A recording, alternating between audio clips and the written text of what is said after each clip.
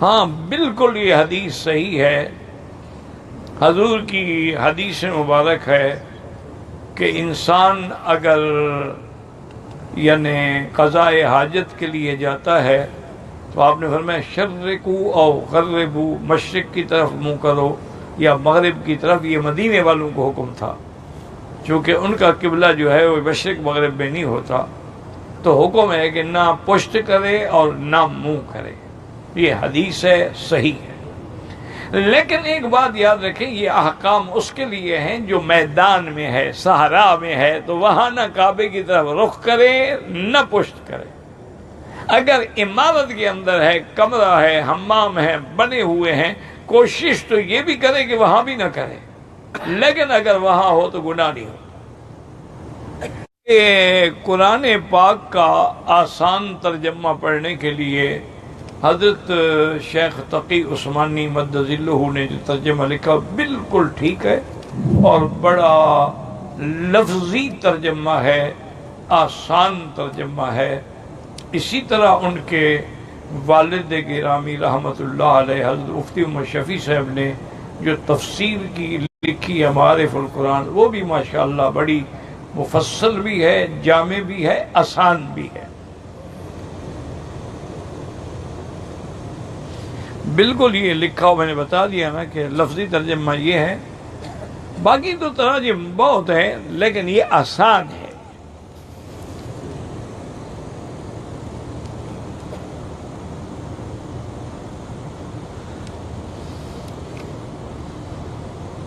کہتے ہیں کہ میں نے قربانی کے لیے گھر میں بکرا رکھا ہوا ہے، لیکن کتے نے اس کا کان تھوڑا سا کاٹ لیا، اس سے کوئی فرق نہیں پڑتا۔ کان اگر تھوڑا سا کٹا ہو تو وہ جائز ہے قربانی کے لیے، اگر کان کا زیادہ حصہ کٹا ہو تو پھر جائز نہیں ہوتا۔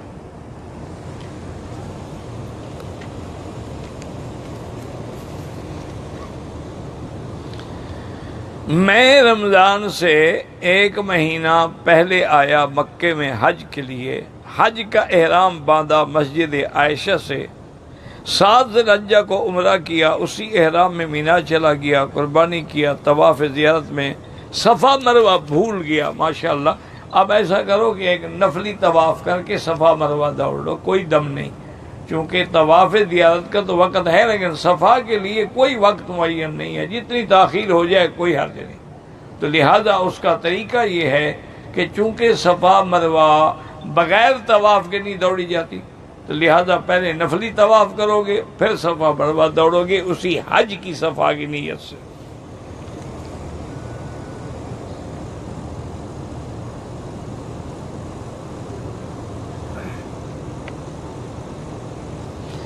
میں نے بغیر احرام کے آیا مکہ شریف، دم دے دیا، مسجد عائشہ سے عمرہ ادا کیا، پھر 8 ذی الحج کو حج کا احرام باندھا۔ یہ حج تمتع ہے، قربانی بھی وقت پہ کیا، ٹھیک کیا آپ نے، کیونکہ عمرہ بھی آپ نے کر لیا اور حج بھی کیا۔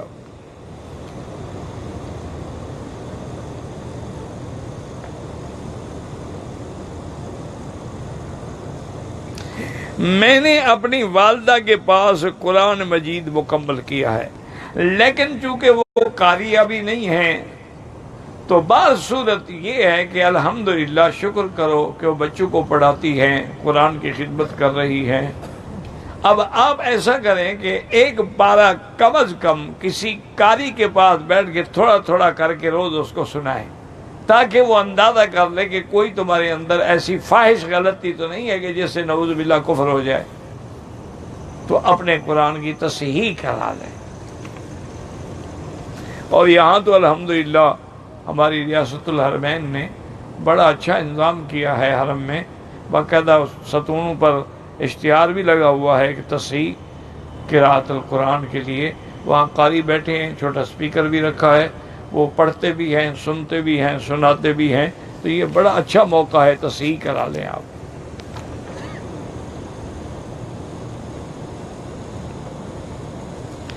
عمرہ بدل بھی ہو سکتا ہے، جب حج بدل ہو سکتا ہے تو عمرہ بدل بھی ہو سکتا ہے۔ کسی کو پیسے دے کے عمرہ کرا سکتے ہیں، بالکل کرا سکتے ہیں، جب حج کرا سکتے ہیں عمرہ بھی کرا سکتے ہیں، کیونکہ جو حج بدل کرے گا وہ اپنا خرچہ کیوں کرے؟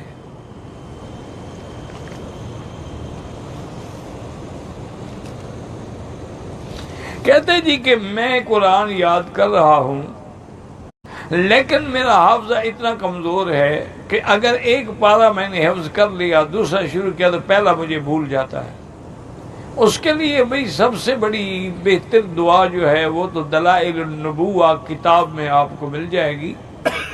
حضور صلی اللہ علیہ وسلم نے حضرت علی رضی اللہ تعالی عنہ کو سکھلائی تھی، اور وہ 7 جمعراتیں کرنی ہوتی ہے، تو اس پہ آپ اگر عمل کر لیں، اللہم ارحمنی بترک المعاصی ابدا ما ابقیتنی وارحمنی اتکلف ما لا یعنینی وارزقنی حسن النظر فیما یرضیک عنی یا بدیع السماوات والارض یا ذا الجلال والاکرام۔ پہلے نماز پڑھنی ہوتی ہے، اس میں مخصوص صورتیں ہیں۔ 12 دلائل النبوہ یا دعائے حفظ قرآن کے نام سے آج کل چھوٹے چھوٹے کتابیں بھی ہیں، اور فضائل قرآن کے ساتھ بھی وہ لکھی ہوئی ہے، وہ یاد کر لیں۔ اس سے بڑا مجرب نسخہ کوئی نہیں۔ حضرت علی فرماتے ہیں مجھے نسیان تھا، حضور نے مجھے سکھلایا، میں نے تو صرف 3 جمعراتیں کی، اور اس کے بعد میں آج تک کوئی چیز نہیں بھولا ہوں۔ اور خاص طور پہ یہ جو مدرسے ہیں نا تحفیظ القرآن کے بچوں کے، ان کو تو یہ دعا بچوں کو ضرور پڑھانی چاہیے، استاد خود نگرانی میں کھڑے ہو کے پڑھائیں۔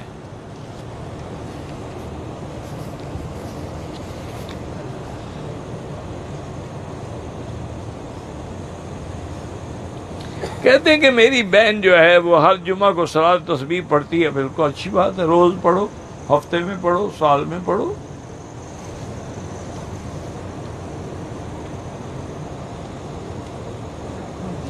کہتے جی کہ میں مکے میں کام کرتا ہوں، شام 6 بجے میرے کام ختم ہوتا ہے، شام 6 بجے، تو مغرب سے عشاء کے بعد بھی نیچے بیٹھے ہیں قرآن صحیح کرانے والے۔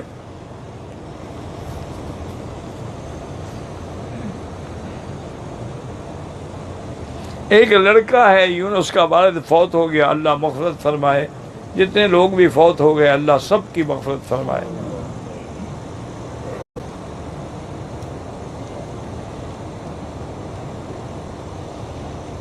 عام لوگ کہتے ہیں کہ حضور کے گھر میں کوئی مہمان رہا، اس نے بستر گندا کر دیے۔ لوگوں نے کہا ہے کہ یہ حدیث میں واقعہ نہیں ہے۔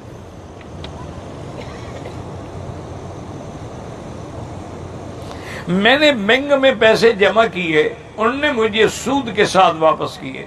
اصل تو رکھ لو، اور سود کی جو رقم ہے وہ بغیر کسی ثواب کی نیت کے غریبوں کو دے دو، مسکینوں کو، یتیموں کو، بیواؤں کو، یا جیسے کسی مسجد کے حمام خراب ہوتے ہیں، پانی کی جگہ خراب، اس کو ٹھیک کرا دو۔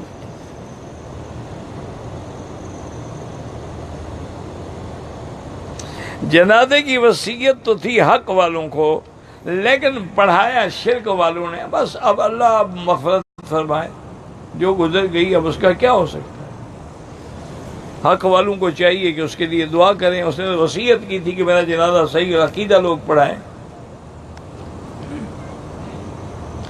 میرے اوپر دم ہے، پیسے نہیں ہیں، تو جب اللہ پیسے دے دم ادا کر دینا، جلدی کی کوئی ضرورت نہیں۔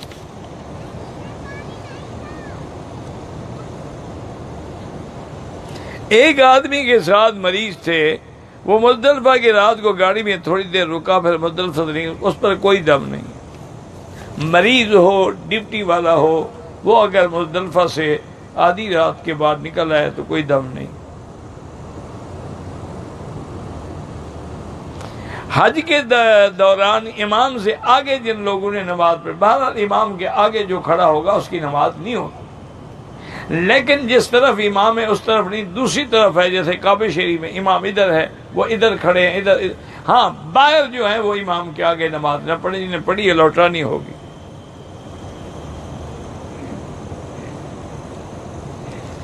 کہتے ہیں کہ میری بیٹی، اللہ ہر مسلمان کی بیٹی کو اچھے سے اچھا رشتہ نصیب کرے۔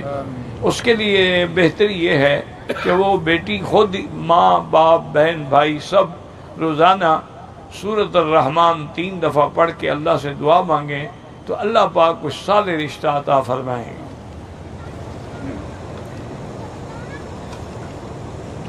ہم جب مزدلفہ میں آئے تو مزدلفہ میں ہی ہمارے خیمے تھے، ہم نے اسی خیمے میں رات گزاری، وہیں سے کنکریاں اٹھائیں، کوئی حرج نہیں۔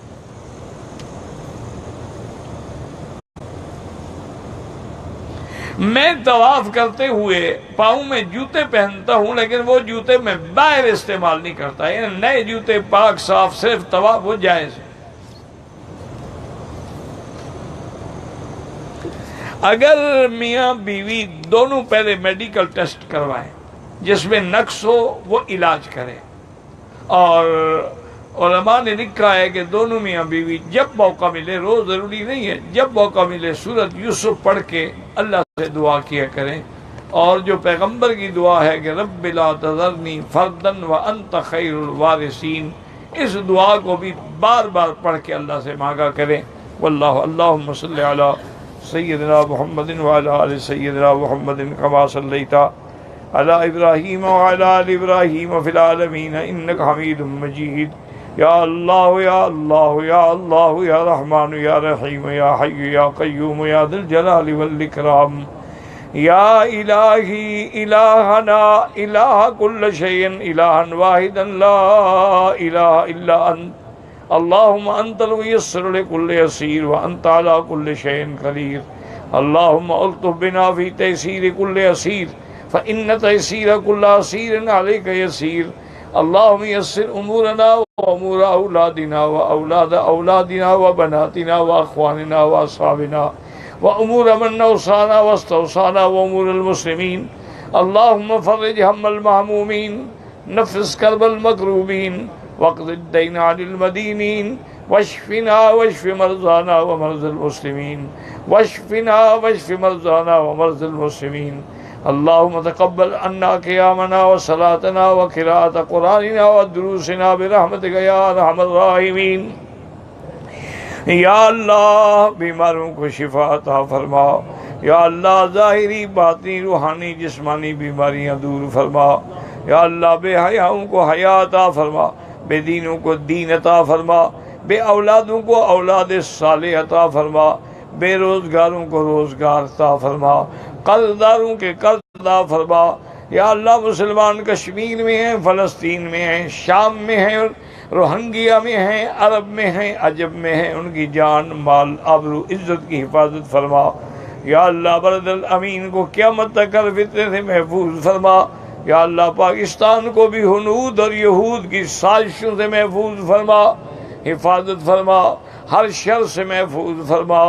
ربنا آتنا فی الدنیا حسنۃ وفی الآخرۃ حسنۃ وقنا عذاب النار، ربنا ظلمنا انفسنا ان لم تغفر لنا وترحمنا لنكونن من الخاسرین، اللهم اغفر لنا ولوالدينا ولوالد والدينا ولمشايخنا ولأساتذتنا ولأساتذتنا ولجميع المسلمين والمسلمات والمؤمنين والمؤمنات الأحياء منهم والأموات، ربنا ظلمنا أنفسنا إن لم تغفر لنا وترحمنا لنكونن من الخاسرين، اللهم لا تجعلنا من القانتين ولا تردنا عن بابك خائبين، وصلى الله تعالى على خير خلقه سيدنا محمد وعلى آلہ وأصحابہ اجمعین، اللہم صل علی سیدنا محمد وبارک وسلم۔